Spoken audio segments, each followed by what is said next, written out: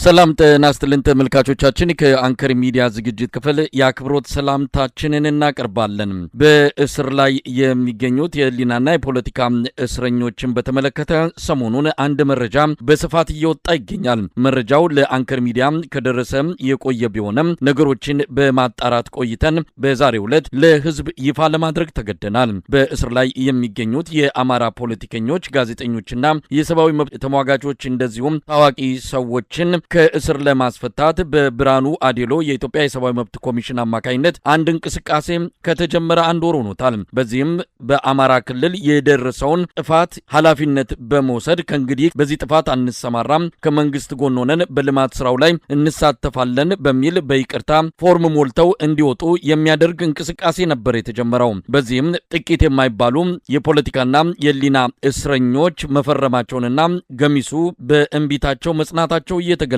ነው።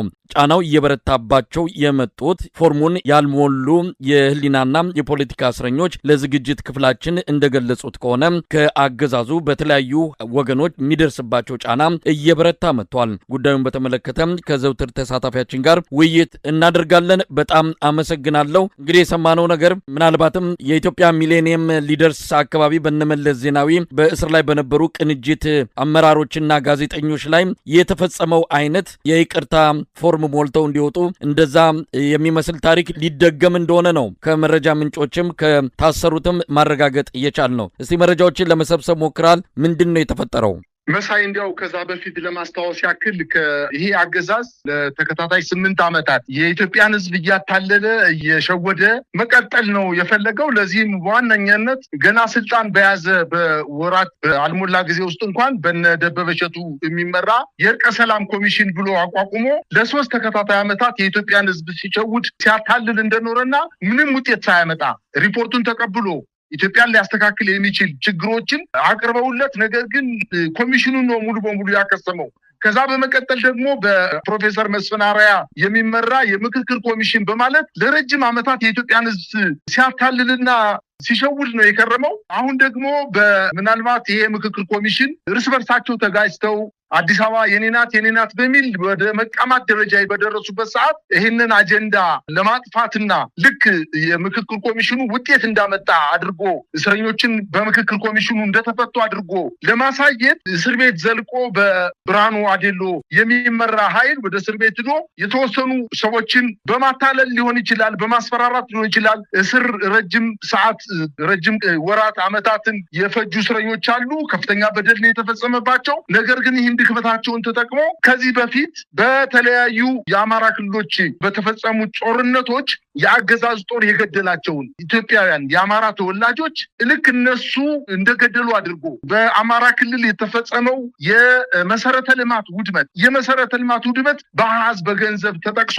በዚህ የመሰረተ ልማት ውድመት እጃችን አለበት፣ ለዚህ ሁሉ ወንጀል እጃችን አለበት፣ ለጥፋቱ ይቅርታ እንጠይቃለን፣ ከእንግዲህ በዚህና ተመሳሳይ ወንጀሎች ብንሳተፍ መንግስት ለሚወስድብን እርምጃ መንግስት ተጠያቂ አይደለም በማለትና በመጨረሻ ደግሞ በጣም የሚያሳዝነው በሀገሪቱ ለሚደረጉ የልማት እንቅስቃሴዎችና የዲሞክራሲ እና የሰላም እንቅስቃሴዎች ከመንግስት ጎን ቁመን አብረን እንታገላለን፣ አብረን እንሰራለን፣ ለመንግስት ድጋፍ እንሰጣለን የሚል ፎርም ተዘጋጅቶ በእስር ቤት ብርሃኑ አዴሎ ይዞት ሄዷል። በመካከላቸው እንግዲህ አንፈርምም እንፈርማለን የሚል ለሁለት ተከፍሎ እየተጨቃጨቁ ነው የሚገኙት። ነገር ግን የተወሰኑት በጣም ጠንካራ ናቸው ምንላቸው በፖለቲካ ትግላቸው የአማራን ህዝብ ይሁን የኢትዮጵያን ህዝብ ወደፊት አንድ እርምጃ ያመጣሉ ብለን ያልናቸው ሰዎች እንግዲህ የተወሰኑት ፈርመዋል የሚባል መረጃ አለ።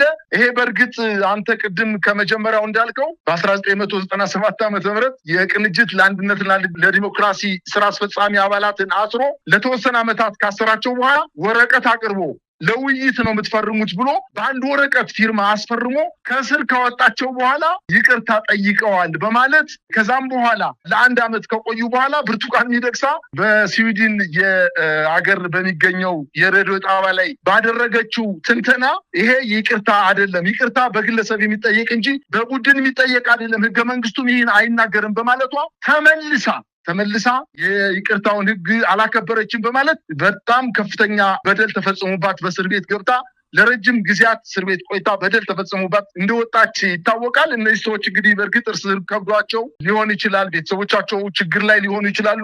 ነገር ግን የኢትዮጵያ ሕዝብ አንቂ አደራጅ ራሳቸውን መስዋዕት አድርገው የኢትዮጵያን አንድነት ለማስጠበቅ የገቡበት እስከሆነ ድረስ ይሄ ተመልሶ እነሱን የሚጎዳ በመሆኑ እንደው ተመልሰው ቢያስቡበት ነው የሚሻለው ማለት ይችላል። መሳይ እንግዲህ መረጃውን በደንብ ለማጥራት ያህል እንደተጠቀሰው አቶ ብርሃኑ አዴሎ የኢትዮጵያ ሰብአዊ መብት ኮሚሽን በዚህ ጉዳይ ላይ ኃላፊነቱን ወስዶ ወደ እስር ቤት እንዳመራ የተወሰኑትን በመሰብሰብ ከናንተ ጋር የምንወያይ ኮሚቴ አቋቁሙ ብሎ ኮሚቴው ተቋቁሞ ኮሚቴውንም እያነጋገረ ባለበት ሂደት ላይ ነበረ። ነገር ግን ከመንግስት አካባቢ ትዕዛዝ መጥቶልናል፣ ምናልባትም ቃል በቃል ደብዳቤውንም ማንበብ የሚቻልበት ሁኔታ ነው ያለው። በአማራ ክልል ጽንፈኛው ቡድን በሚያደርገው ትግል ላይ መሳተፌ ስህተት መሆኑን በማመን መንግስትና ህዝብን ይቅርታ ጠይቃለሁ። በክልሉ ለጠፋው ህይወት በአሃዝ ተቀምጧል፣ እንዲሁም ለወደመው ንብረት ያም በአሃዝ ተጠቅሷል። ኃላፊነት ወስዳለሁ። ሁለተኛ በእንዲህ ያለ ጸረ መንግስት ብሳተፍ ማንኛውንም እርምጃ እንዲወስድብኝ በፍቃድ ያረጋግጣለሁ የሚል ነው። ቀደም ሲል የጠቀስከውንም በአማራ ክልልም ሆነ በኢትዮጵያ አንጻር አገዛዙ ለሚሰራቸው የልማት ስራዎች ከጎን ተሰልፈው እንደሚሰሩና የመንግስትን አጀንዳዎች እንደሚቀበሉ የሚገልጽም ጭምር እንዳለበት ነው። አንዳንዶቹ እንደዛ አይነት ላይ እንዲፈርሙ ነው የተደረገው። ይህንን በማይፈርሙት ላይ ጫና እየተፈጠረ ነው ያለው። ጫናውን የሚፈጥረው የመንግስት ቡድን አለ። ከዛም ባሻገር ደግሞ ራሳቸው የፈረሙትን እንግዲህ በስም ዝርዝር ለጊዜው አንገልጽም፣ ስም ዝርዝራቸው ደርሶናል። ነገር ግን ጫና የሚፈጥሩበት ሁኔታ የሚቀጥል ከሆነ ሌሎቹ ላይ አሁንም የመንግስትን ያገዛዙን ተልዕኮ ለማስፈጸም ራሳቸው መፈረማቸው አላነሰ ሌሎች እንዲፈርሙ እያስገደዱና ጫና እየፈጠሩ ያሉ በእርግጥ የምናከብራቸው ዋጋ እየከፈሉ ቢሆንም ነገር ግን በመጨረሻው ሰዓት እነሱ በገቡበት በምን አይነት ጫና ውስጥ ሆነው ይህን እንዳደረጉ የሚያውቁት እነሱ ናቸው።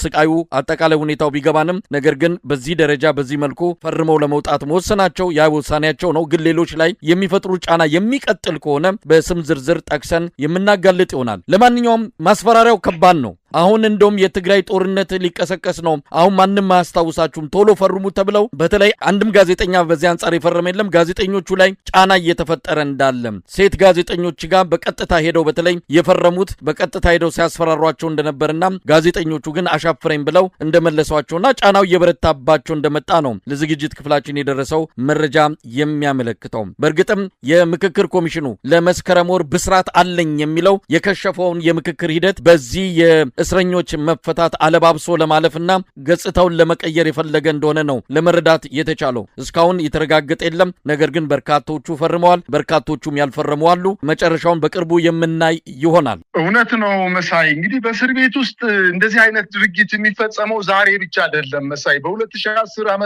የህዝብ አመጽ ሲበዛበት የኢህአዴግ መንግስት ታስታውስ ከሆነ በ10 ሺዎች የሚቆጠሩ ምናልባትም ወደ 30 እስከ 40 ሺህ የሚጠጋ እስረኛ በፌዴራል ደረጃ ታስረው የነበሩ በፖለቲካ ታስረው የነበሩ እስረኞች እሳቱን ለማብረጃ መንግስቱን በአገዛዝ ዘመኑን ለማራዘም ያመቸኛል በማለት ከእስር ቤት አንደፍድፎ ጉሯቸው እያነቀ እንዳወጣቸው ሁላችንም የምናስታውሰው ነው። በተለይ ትልልቅ የፖለቲካ እስረኞች እነ አንዱዓለም አራጌ፣ እነ እስክንድር ነጋ፣ ሌሎችም እነ ጀነራል ተፈራ፣ እነ ጀነራል አሳምነው፣ ሌሎችም ትልልቅ የኦነግ እስረኞች ከእስር ቤት የወጡት የኢትዮጵያን ህዝብ በጣም መበደልና መከፋት አውቆ ተረድቶ የኢትዮጵያ ህዝብ መልሶ ወደ መልካም አስተዳደር ጥሩ የሆነ ኑሮ እንዲኖር ለማድረግ ሳይሆን መንግስቴ ተናጋ፣ ወንበሬ ተሰበረ፣ ስለዚህ በዚህ መንገድ አበርደዋለሁ ብሎ አስቦ ነው አሁንም እያደረገ ያለው። ይህንን ነው ለማረጃ ነው እየተጠቀመባቸው ያለው። ግን በጣም የሚያሳፍረው ነገር እነ ካፒቴን ማስረሻ ሰጤና እነ ኮሎኔል ፋንታውን ከፋኖ ከድተው ወደ ፌዴራል መንግስቱ ሲቀላቀሉ ከአማራ ክልል መንግስት ጋር በአማራ የፖለቲካ እንቅስቃሴ ተሳትፎ ያላቸው ብሎ ያላቸውን ትልልቅ የፖለቲካ እስረኞችን እናስፈታለን ከመንግስት ጋር ውል ገብተን ተፈራርመናል ብለው ባሉት መሰረት አለመሆኑ በጣም መንግስት በቃሉ የማይገኝ መሆኑን ይህ አንደኛው ማሳያ ነው ማለት ይቻላል። በመቀጠል እነዚህ ሰዎች በረጅም ገመድ ታስረው ነው የሚለቀቁት። ከእስር ቤት ይውጡ እንጂ ረጅሙ ሰፊው እስር ቤት ውስጥ ተመልሰው እንደገቡ መቁጠር አለባቸው። ምክንያቱም ከዚህ በፊት በብርቱካን ሚደቅሳ አይተነዋል። ስዊድን ሀገር ሄዳ በሰጠችው ቃል መሰረት ከዚህ በፊት በይቅርታ የወጣሽውን ክደሻል ብለው ፍርድ ቤት ሳያቆሙ ወንጀል ሰርተሻል ብለው ሳይሉ ቃልሽን ስላጠፍሽ የፈረምሽበትን ውል ክደሽ ስለተገኘሽ ብለው መልሰው በእድሜ ልክ ጽኑ እስራት ተመልሳ እንደገባች የምናስታውሰው ነው። የዚህ ዕጣ ፈንታ ነው የሚገጥማቸው። ወጣውን በህዝብ ዘንድ ለመከበር ምቹ ሁኔታ ይፈጠርላቸው ራሳቸውን በስጋትና በፍርሃት እንዲኖሩ የሚያደርግ ስለሆነ አሁን የማብረጃ የፖለቲካ ትኩሳቱን ለማብረጃ እነሱን አስፈራርቶ አንገታቸውን አስደፍቶ የኢትዮጵያ ሕዝብ ፈሪ እንዲሆን የፖለቲካ አይከን ወይንም ምሳሌ የሆኑ የፖለቲካ ምሳሌ የሆኑ ሰዎችን አንገት አስደፍቶ ለማውጣት ካልሆነ በስተቀር ሌላ ምንም ከፖለቲካ ሊያገኝ የሚችለው ጥቅም አለ ብዬ አላስብም። በጣም ደግሞ የሚያሳዝነው መሳይ በጦርነት አሁን ሊጀመር ስለሆነ ፈርማችሁ ካልወጣችሁ ጦርነቱ ከተጀመረ በኋላ የሚያስታውሳችሁ አካል የለም ብሎ እያስፈራራቸው እንደማይለቃቸው ይህን ፊርማ ካልፈረማችሁ እንደማይለቃቸው እየነገራቸው ነው የሚገኘው። ነገር ግን እንግዲህ የምክክር ኮሚሽኑ እንግዲህ በዚህ መልኩ ምክክር ውጤቱ እርቅ፣ ሰላም፣ ይቅር ባይነት መሆኑ እየታወቀ ነገር ግን አስፈራርቶ በድካማቸውና በተፈጸመባቸው በደል ተጨማሪ በደል ለመፈጸም ይህንን ድርጊት ከፈጸማችሁ ውርድ ከራሳችሁ ብሎ በረጅም ገመድ አስሮ ለመልቀቅ ጥረት እያደረገ እንደሆነና ለዚህም ደግሞ በእስር ቤት ውስጥ ተባባሪዎች ሌሎችን ለማሳመን ከዞን እየዞሩ ከእስር ቤት ወደ እስር ቤት፣ ከቅሊንጦ ማረሚያ ቤት ወደ አባሳሜል፣ ከቃሊቲ ማረሚያ ቤት ወደ አባሳሜል፣ ከቃሊቲ ማረሚያ ቤት ወደ ቅሊንጦ ማረሚያ ቤት እየተንቀሳቀሱ እነዚህን እምቢ ያሉ ሰዎች እኛ ምንም አላጠፋንም፣ መንግስት በጣም ከፍተኛ በደል ፈጽሞብናል፣ ይቅርታ ሊጠይቀን የሚገባው መንግስት እንጂ እኛ አይደለንም፣ የተመጣልን ዶክሜንት እጅግ በጣም አሳፋሪ ስለሆነ አንፈርምም ያሉ ሰዎችን በራሱ በፖለቲካ እስረኞች ለማሳመንና አምነው እንዲፈርሙ ለማድረግ ጥረት ማድረጉ እጅግ በጣም አሳፋሪ ድርጊት ነው ማለት እችላለሁ። ምናልባት በዚህ የሚቀጥሉበት ከሆነ እኛ መረጃዎች አሉን፣ ማንን እያስገደደ እንደሆነ የፖለቲካ እስረኛ ሆኖ ማንን እያስገደደ እንደሆነ ከመንግስት ጋር ሆኖ በየሴቶች ባሉበት እስር ቤት፣ የጋዜጠኞች ባሉበት እስር ቤት፣ ወደ ተለያዩ እስር ቤት ከመንግስት ባለስልጣናት ጋር እንቅስቃሴ እያደረገ በግድ ፈርሙ እያለ የተንቀሳቀሰ እንደሆነ የደረሰን መረጃ ስላለ ለወደፊቱ ለኢትዮጵያ ሕዝብ ይፋ የምናደርገው መሆኑን ነው መግለጽ የምፈልገው። መሳይ እንግዲህ ዝርዝር መረጃዎችንም እየጠበቅን ነው። እስካሁን ባለው የተወሰኑት የፈረሙ አሉ፣ በስም ዝርዝር ተጠቅሰዋል። የሚያስገድዱትም ከነ ብርሃኑ አዴሎ ጋር ከሌሎች የአገዛዙ ሰዎች ጋር እንዲሁም ከማረሚያ ቤት ኃላፊዎች ጋር እንደተባለው ከእስር ቤት ወደ እስር ቤት እየሄዱ ይህንን ፎርም እንዲሞሉና አገዛዙን ይቅርታ ጠይቀው እንዲወጡ እየቀሰቀሱ ያሉ ጫና እየፈጠሩ ያሉ የፖለቲካና የህሊና እስረኞች አሉ። እንግዲህ ታሪካቸውን እያበላሹ ነው ያሉት። የገቡበት ጫና ወይም ደግሞ ያሉበትን ሁኔታ በእርግጥ በግልጽ የምንረዳው አይደለም። እስር ቤት ጥሩ ሆኖ አይደለም መታሰራቸው። ለከፈሉለት ዓላማ ያ ዓላማ የበለጠ እንደውም ዋጋ ሊያስከፍል በሚችል ሁኔታ አደገኛ አዝማሚያዎች እየተከተሉ ባለበት በዚህ ወቅት ላይ የነሱ ወደ ከስር መለቀቅ በዚህ አይነት ሁኔታ ምንም የሚፈይደው ነገር የለም። የነሱንም ያለፈ ክብርና መልካም ስማቸውን የሚያጠፋ እንደሆነ ይታመናል። ለማንኛውም እንደሰማነው ከሆነ የማረሚያ ቤቱ ኃላፊ ከእስረኞቹ ፎርሙን ከሞሉት ፖለቲከኞች ለዚሁ ከአቶ ብርሃኑ አዴሎ ሰሞኑን ወደ ሴት እስረኞች ጋር ሄደው ነበረ። እነ ገነት አስማማውን እነ መስከረም አበራን እንደዚሁም አሊማ የምትባል ሌላ እንደዚህ ጠንካራ ሴት አለች። እነሱን ጠርተው እንደውም እምቢ ካሉ አስወግዷቸው ብሎ የማረሚያ ቤቱ ኃላፊ እንደገለጸላቸው ነው እየሰማ ነው። አስወግዷቸው የሚለው እንግዲህ ሌላ ትርጉም ካልተሰጠው በስተቀር ግደሏቸው ካልፈረሙ የሚል እንደሆነ እየሰማን ነው። እንዲህ አይነት ጫና ተደርጎባቸዋል። ስለዚህ ይህንን ጉዳይ መከታተል ያስፈልጋል። በአገር ቤት የሚገኙ የፖለቲካ ድርጅቶች ጉዳዩን ለዓለም አቀፉ ማህበረሰብ እንዲደርስ ማድረግ አለባቸው። እንደዚህ አይነት ጫና ተፈርሞ የሰዎቹን ክብርና መስዋዕትነት በሚያረክስ ሁኔታ ነው እንዲወጡ የተፈለገው። አብይ አህመድ ምናልባትም በዚህ የሚረካ ማንኛውም አምባገነን አገዛዝ የሚረካ እንደሆነ ይታመናል። ይህንን አድርጎ ግን የአማራን ህዝብ ትግል የኢትዮጵያን ህዝብ ትግል ይቀለብሳለሁ ብሎ የሚያስብ ከሆነ ግን ሌላ ትልቅ ስህተት የሚሰራ መሆኑን በደንብ ማየት የሚቻል ጉዳይ ነው። እንደው በመጨረሻ የምትለው ነገር ካለ መሳይ በ2011 ዓ.ም ጠቅላይ ሚኒስትሩ ጊዜያዊ ስልጣን እንደተሰጣቸው በፓርላማ ተገኝተው የፖለቲካ እስረኞችን በእኛ ጥረት ነው የፈታናቸው። ነገር ግን እነዚህ የፖለቲካ እስረኞች ይቅርታ ሊባሉ ይገባል። በ10 ሺዎች የሚቆጠሩ የፖለቲካ እስረኞች በድብቅ እስር ቤት ውስጥ ቶርች አልተደረጉም ወይ? ጥፍራቸው አልተነቀረም ወይ? ከብልታቸው ላይ ሃይላንድ አልተንጠለጠለም ወይ? በኤሌክትሪክ ሾክ አልተደረጉም ወይ? 8 ቁጥር ታስረው አልተገረፉም ወይ? ስለዚህ በኢትዮጵያ ህዝብ ስምና በድርጅቱ ስም እነዚህን እስረኞች ይቅርታ ጠይቃለሁ ብሎ በአንደበቱ እንደተናገረም የኢትዮጵያ ህዝብ የሚያስታውሰው ነገር ነው። ይህን ነገር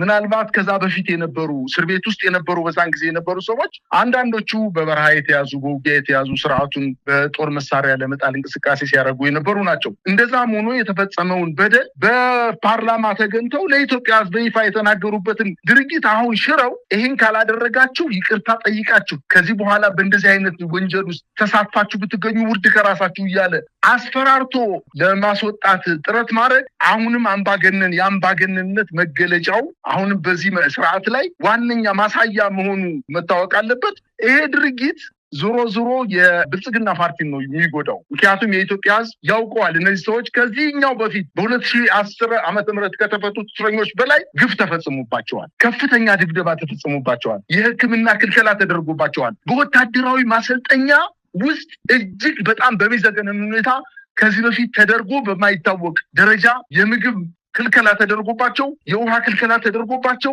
ከፍተኛ በደል ተፈጽሞባቸዋል። ታስረው በጅብ ተጥለው በጅብ እንዲበሉ አንዳንዶቹም በጅብ ሲበላ ሰው ያዩት እስረኞች ናቸው። ዛሬ እንግዲህ አጥፍታችኋልና ይቅርታ ጠይቁ እየተባሉ ያሉ በጣም የሚያሳፍር ነገር ነው። እንግዲህ ከዛሬ 16 እና 15 ዓመት በፊት የነበረው ወይም የዛሬ 8 ዓመት የወደቀው ስርዓት ምናልባትም በተወሰነ ደረጃ በእስረኞች አያያዝ ላይ የተሻለ ነው ማለት በሚያስችል ደረጃ ይሄ ስርዓት እጅግ በጣም ጨካኝ አሁንም ከድርጊቱ እኮ አልታቀበም።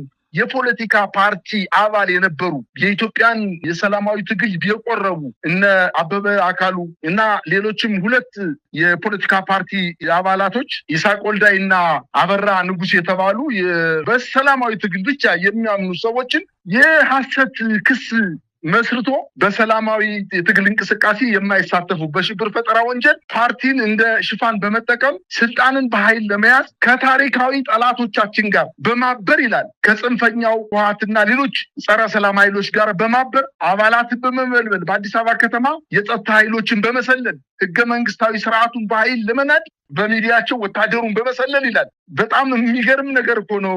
ስርዓቱን በኃይል እንዲወገድ ከሚታገሉ ኃይሎች ጋር ግንኙነት በማድረግ ይላል። እንግዲህ እነዚህ ሰዎች ቢታወቁት በተለያየ ሚዲያ ላይ የስርዓቱን ድክመት ለኢትዮጵያ ህዝብ በማስገንዘብ እንጂ ከየትኛውም መሳሪያ ካነገበ የሚሆን በኃይል ስርዓቱን ለመናድ እንቅስቃሴ ከሚያደርግ ኃይል ጋር ፍጹም ሰርተው የማያውቁ ኃይሎች ሆነው እያለ ነገር ግን ከ3 የሚዲያ ተቋማት ይሄን አንከር ሚዲያን ጨምሮ ኢትዮ ፎረምን እና እንዲሁም ኢትዮ